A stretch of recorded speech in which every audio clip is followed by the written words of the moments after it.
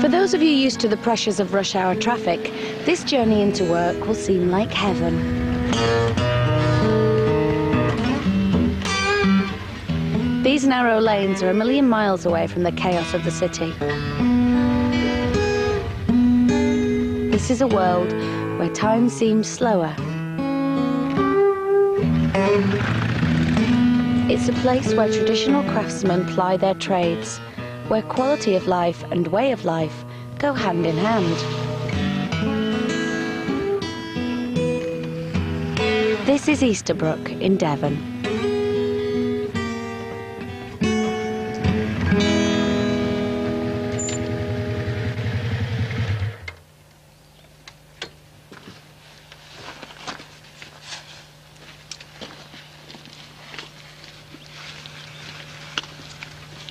I think either you enjoy what you're doing, or you make money at doing what you don't enjoy doing. And I don't think anyone in their right mind would do a job for, you know, less money than the people that you're employing and not enjoy it. It would be crazy.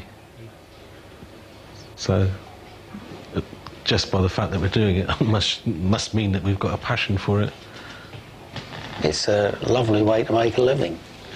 It's seeing these things as they're finished now. I mean, it still astonishes us, you know, because you're working on small details.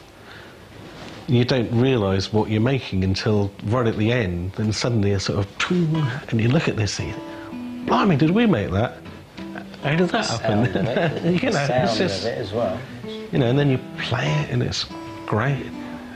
Yeah, it doesn't seem quite possible somehow, but of course we have.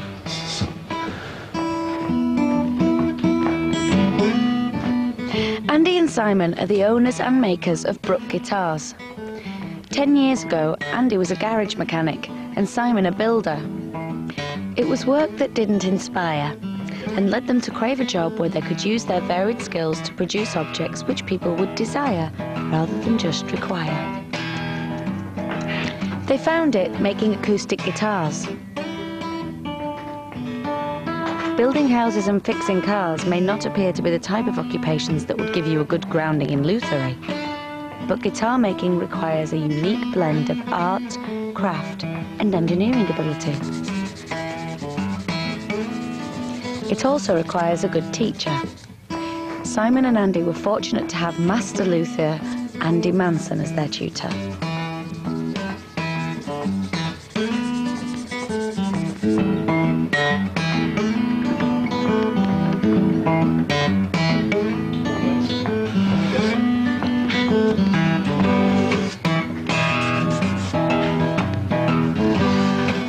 We were lucky enough to run across Andy Manson, who was willing to share his skills. We started with a running business. It's not like we started up from scratch. We started up really on Andy's back. I think it would have been very difficult. I think if we'd have met and said, what we're going to do is make acoustic guitars and sell them, well, I think we'd be building houses and fixing cars right now. So, you know, Andy taught us, you know, not only how to make a guitar, but, you know, so much else about how you go about selling the things and the confidence, you know, that you can make a guitar that is, you know, a world-class instrument that people will buy. Just down the road from Andy and Simon is the workshop of a legend, a man who within his field has gained worldwide respect.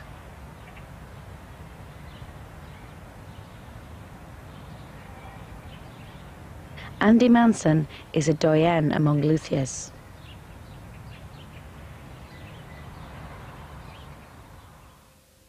His custom-made guitars have been played by some of the world's top musicians.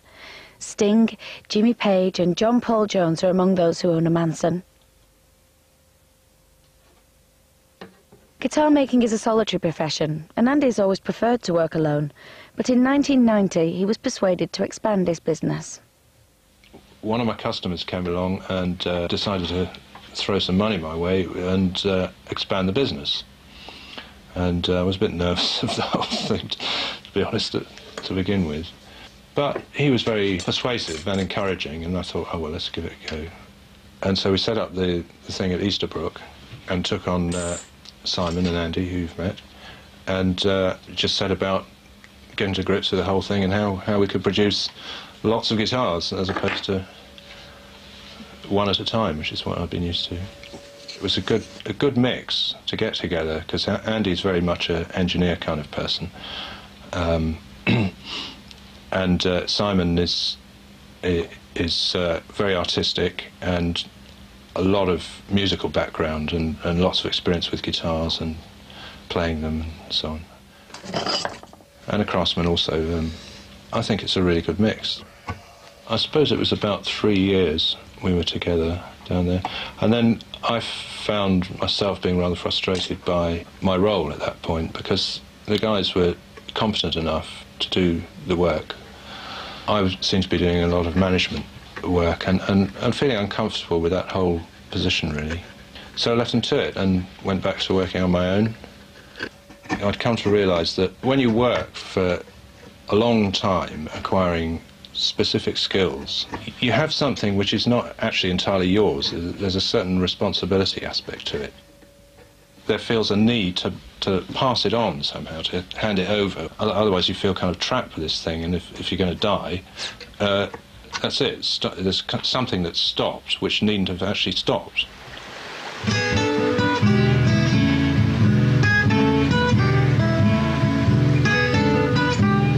Sharing knowledge ensures that traditional trades such as lutherie will prosper. But having the skills is one thing, having the confidence to make a living out of them is another. I think most people who make things with their hands are never happy with them. If you talk to 90% of people who do, craft type of work, will all be unhappy about what they're producing in one way or another, and wouldn't feel able to sell it. But Andy gave us that confidence that we knew that we were making a brilliant product and that people would buy it. Since purchasing the Easterbrook operation, Simon and Andy have had to learn the fundamentals of running their own business. As the company has prospered, they've needed to expand. They now employ 2 more people. In the world of English guitar making, this is expansion on a massive scale.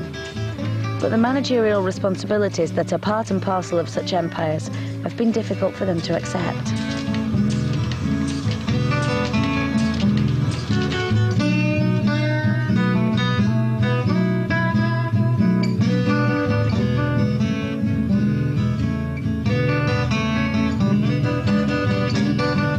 Something that's been forced upon us, really, in the way that it's not what we enjoy doing, and if we want to be making guitars, which is basically what we're about, we have to sell them.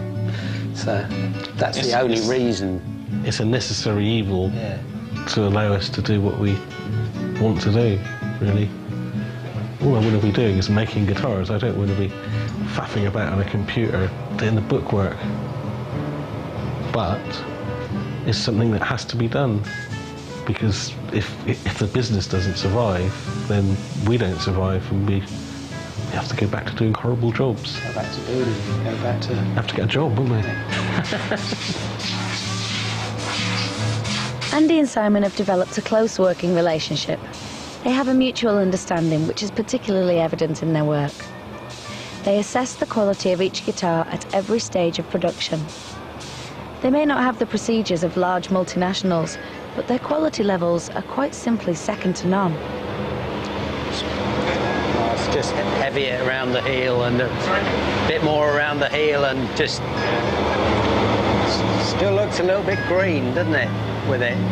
I don't know if it's just... I think when you've darkened it up... Spurned on by a love of what they're doing and a dread of returning to their previous professions, they're prepared to make whatever sacrifices they need to ensure that the company stays afloat. You don't draw a lot of money out of the business, though? No. Why? No.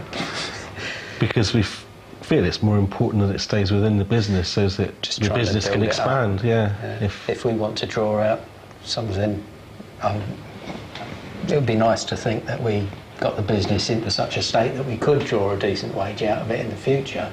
But at the moment, everything's going back into it, getting more wood. Bit of stock, a good selection of finished instruments is, I think, is really important. So that if someone visits the workshop, they've got something to see, not just, you know, half-finished guitars. Although that, you know, has its own cost. You know, in a lot of ways, it'd be much nicer if that was converted into cash that was in the bank. The other thing is, if we'd have been drawing out a proper living wage, we wouldn't be doing this now because we would have gone under. Yeah. Because it's quite a strange situation for two guys who run a company to be paying their staff more than they pay themselves. Go through why you pay your staff more than you pay yourself. Because we can't get away with paying them any less. It's the only way that we feel that the business can survive. We wouldn't be going if, you know, we paid ourselves any more. And, you know, for us, the important thing is Brook Guitars, the business, the company. It's not the money that we've got to go down the pub with. It's not important.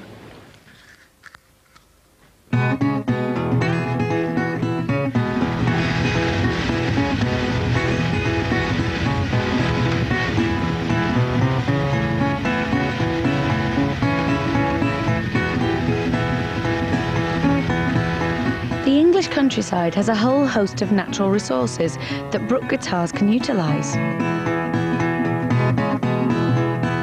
When a suitable piece of wood is found, our dynamic duo will make a short excursion to the local sawyer to have it cut to the right thickness.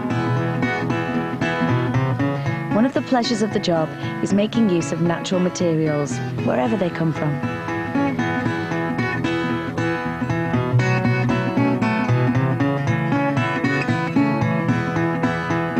As much local wood as we can use, the better. From walnuts that came down in the gales 10 years ago, to local sycamore, come from various places. I've got a guitar at home that the back and sides came from a walnut tree that fell down in the park next to where I live. The neck came from a bit of wood that I found in my dad's loft. Very good. And that's, you know, for me, it's just fabulous. It's just nice. We made the guitar from Ian Anderson from a piece of timber from your neighbour's next door garage.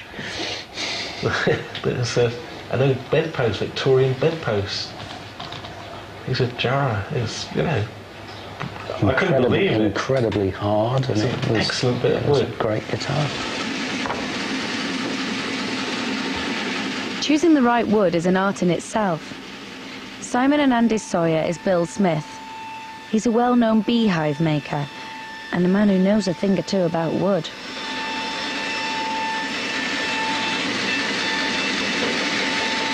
We know that walnut's always going to be nice. We know that Brazilian mahogany is always going to be nice. But some of the other stuff won't work because of this interlocking grain and the fact that it's going through the saw, and you don't know that there's going to be a problem until it's got part way through, and then it's off at an angle, and well, the blade will cut, won't it? That's the other dreadful thing that'll happen. It looks like it'll come through the top and bottom okay, but in the middle it's sort of moon shaped. That imbuer we brought you up, that was dreadful, wasn't it? That was hopeless. I don't want to see any of that ever again if I can avoid it. Well, I mean, it's good of you to try it for us. I mean, a lot of places would just say, no way, take it away, but at least you gave it a go, and that's, you know, for us that's important. You know, we did actually get some usable stuff out of it, so, you know, it wasn't a total disaster. Yeah, I mean, you'll find actually when it comes through again, it'll be all right, won't it? Because it'll straighten it up, but there's loads there, isn't there? The only thing is, you're not going to get another 3 out of it. No. Well, we're looking, I think, for evenness and beauty of the grain, and also we have to think about the sound that the wood's going to produce as well. Long-term stability is important. Stuff like oak here is not really a good tone wood. You know, it's just got no ring to it. Whereas other pieces of wood, you pick it up and you can hear it's going to be a good tone wood.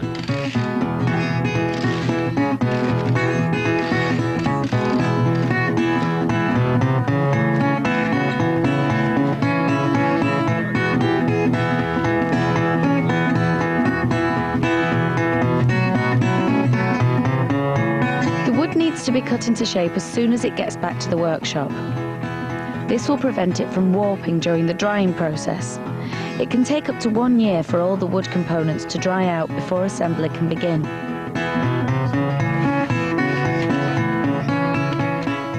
When you're dealing with such timescales, it's essential to have enough prepared stock, just in case demand increases.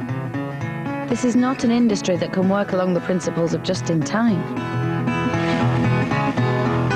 We can't predict sales.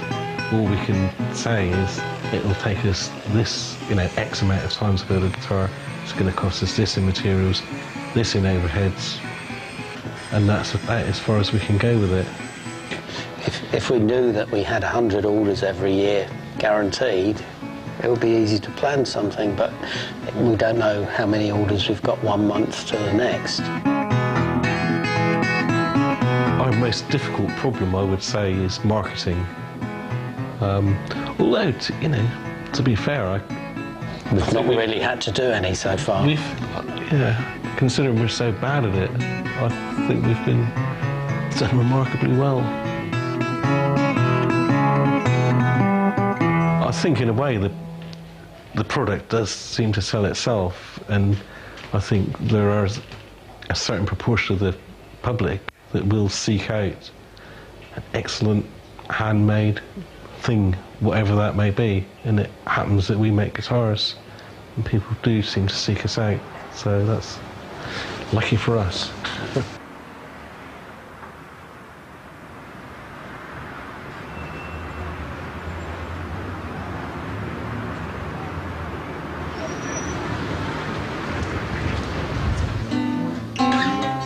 When Simon and Andy have made sufficient stock, they'll get on the road to sell it to shops like Hank's in London's Denmark Street. The guitar market has tended to be dominated by big American brands like Gibson, Martin and Taylor. But the demand for English handmade guitars is on the up. The resurgence started probably about 5 to 10 years ago on the British-made guitars. I mean, there's a lot of fine British luthiers out there. The difference now is that the woods are getting very, very rare, and there's a premium for each wood.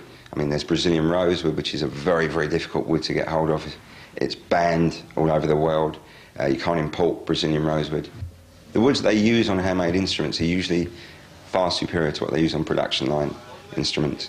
If you can go out and get a solid wood guitar now, do, because it's going to be worth an absolute fortune in, say, 10 to 15 years' time, because a lot of the stuff then will be compounds of wood, plywood guitars, all solid plywood guitars. Even Martin themselves have tried a completely new concept guitar which doesn't actually involve any wood at all.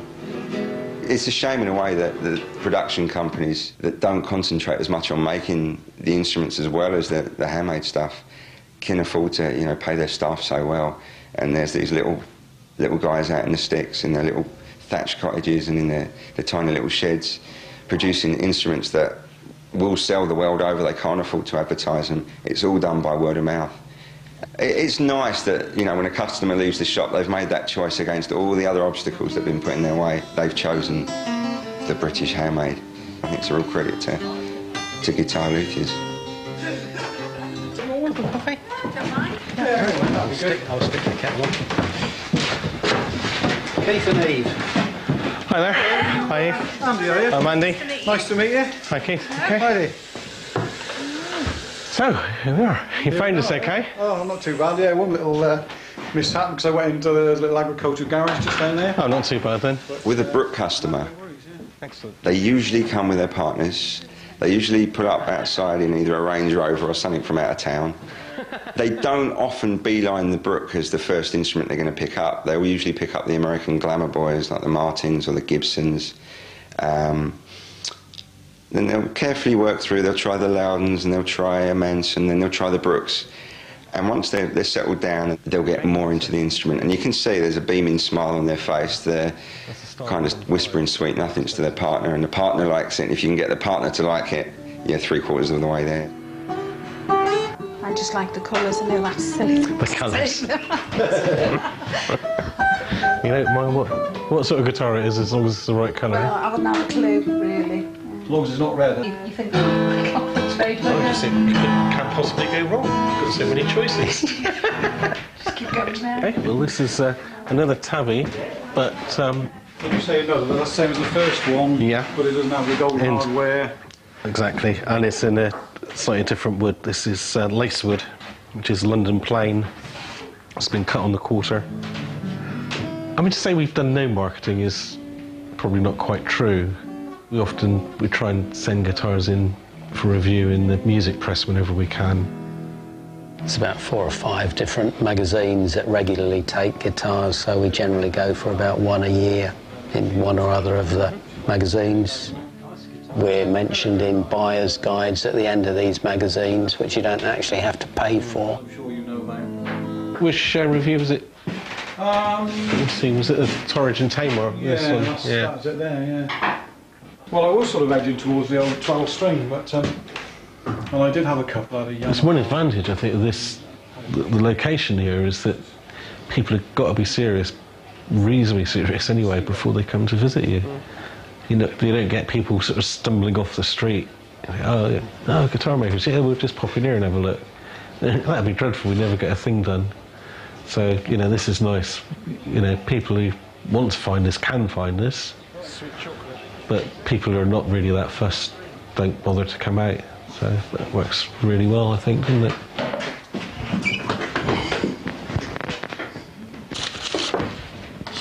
The pleasures of people coming to them to buy are offset by the misery of cold call selling. It's fun having people in ordering guitars because there's a lot of contact, and you know, you play guitar with whoever's come in looking around the workshop. There's a lot of fun in that. So I mean that is part of the selling. But as for going around the shops and phoning round, it's I think the main problem is the main problem, as I feel about it, when you're doing what you might think of as like cold selling, which is often what you're doing when you're getting on the phone sending brochures, is that because you've put so much of yourself into the instrument, being told no, I don't want one, it's like, you know, it's incredibly personal. You know, you feel awful. And so you tend to avoid it because of the sort of fear of rejection or whatever. But it's just because it's so personal. Whereas I think a salesman, well, he's not made the stuff. His job is to sell it. You know, if someone says, I don't want to buy that, I don't like it, well, he's not going to feel slighted by that because he didn't make it. And that's why we don't enjoy it. Yeah, I reckon. Well, Thank you very much. We were thinking of going to the States together. Were you? Yeah. That's a bit closer, isn't it? When the money was saved, you could buy a travel guitar. Easy. No, he's going to treat you. We were going on that cheap flying drive thing. I know, but you've saved some money now. Excellent. Okay, thank you.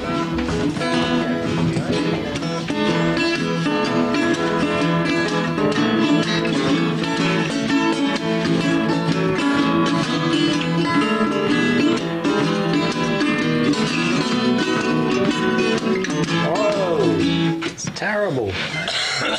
Yeah.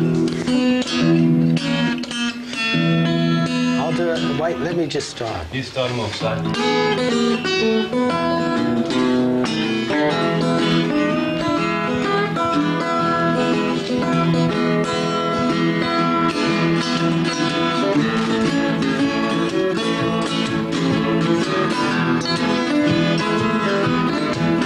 It takes 200 man-hours to make each guitar. Andy and Simon would expect to produce between 100 and 150 of them a year. This gives them a turnover of just £70,000. That's petty cash to some companies.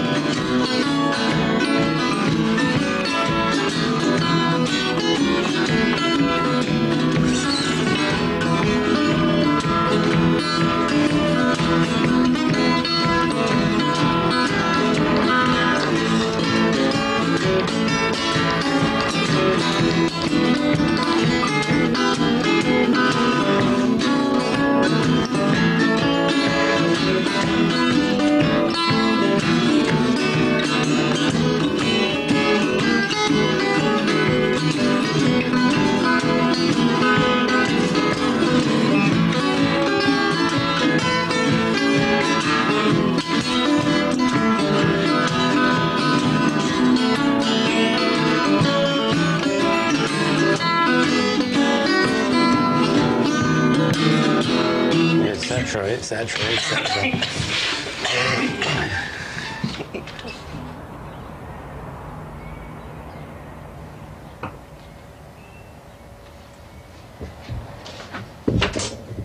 For Andy Manson, a misguided adventure into the world of publishing led to bankruptcy. But years living and working as a luthier has taught him how to survive and continue working against the financial odds. If you were to go to a professional business advisor, you know, he'd probably say to you just what I said, you know, forget guitar making, you want to be in business, do something sensible. These days, business is largely focused on profit as opposed to product or service. So really, I think you've got to run your business probably in spite of your work. You see what I mean? You've got to be determined about the work itself, and somehow try and make the business fit that. You may never become a millionaire if you decide that guitar making's your trade, but you will have the pleasure of making instruments that will survive long after you're gone. Success here is not just judged in terms of profit. How would you judge success? It must be happiness, I would say. Happiness and contentment in your life. Would be nice to be earning a decent living from this, but it's obviously not the #1 concern, or we wouldn't be doing it now. I've seen plenty of miserable people who are very rich. It doesn't inspire me to earn a load of money one little bit. I don't.